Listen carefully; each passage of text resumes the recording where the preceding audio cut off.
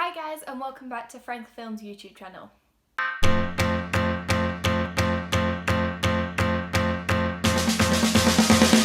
movie review that I managed to do this week was Atomic Blonde. I think I fucking love you. That's too bad.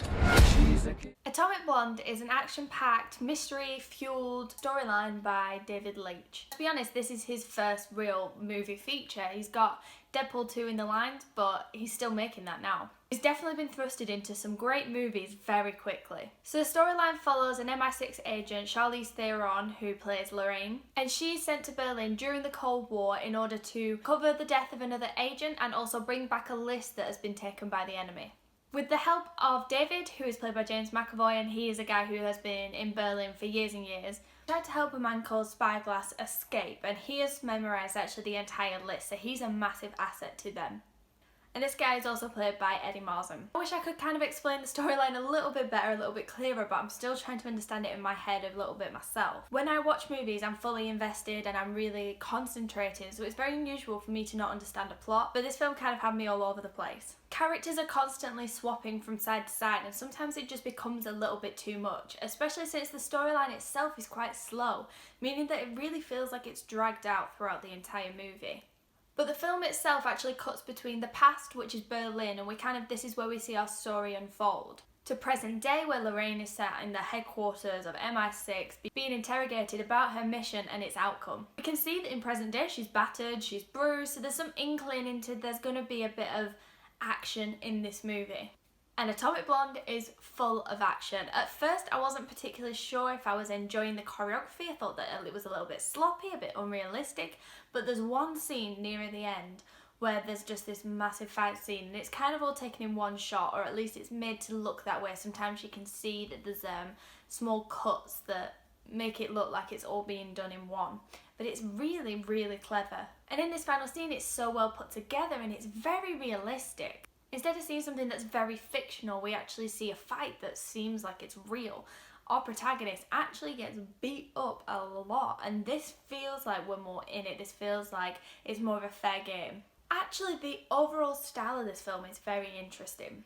It's kind of artsy, but obviously put into a blockbuster way. I mean, I really enjoy seeing something that's a little bit more creative and intriguing, and it definitely did that. There was a lot of overlaying of images, lots of complex movements. The cinematography was actually really, really great. Charlize Theron provides a really convincing performance. I found her character to be a little bit unrelatable, more fiction than fact. But she really does play a strong and sensual character who demands her time on screen, especially when playing alongside James McAvoy, who I believe elevates the film to a level of serious character depth. But still, she is our focused protagonist and she holds her own. As I said, James McAvoy stands out with his complex performance of a character who kind of the likeable bad boy, should we say, but contrasted with a psychologically questionable state of mind. Berlin in this film isn't exactly beautiful. I mean, it's set in the Cold War. But this film does really well to capture the energy and the ruthlessness of Berlin at this time. And these visual images are also reflected through what the characters say about Berlin, so that creates a nice coinciding image throughout. Costuming of each character is also very cleverly thought out. You can see that Lorraine only wears black and white with hints of red. So this kind of reflects her mysterious yet methodical character with that hint of red to just symbolise the danger and the unpredictability of her character. And this visual work throughout is so noticeable that actually creates really a big impact. We know it's happening, but it still works well. The soundtrack I thought was great. There's a lot of good movie soundtracks coming out at the moment. I did feel like some songs were used because they could, because it was a good song, but not because it actually really reflected that moment. So I did have some issues, especially since sometimes I found that it was too contrapuntal and didn't work well enough with the editing.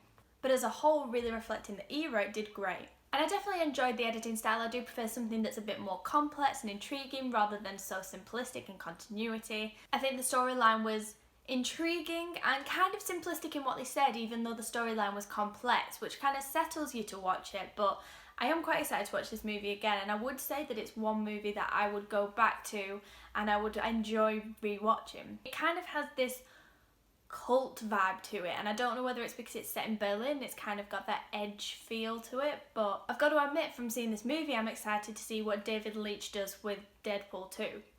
whether he'll draw back on his creative style or whether he'll just go with it and it'll be one of his things that he's known for.